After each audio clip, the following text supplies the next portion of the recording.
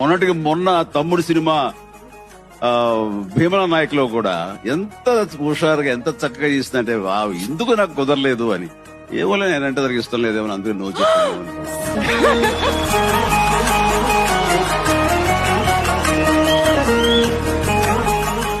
ఆ నవ్వే నా కొమ్మ ముంచుతుంది.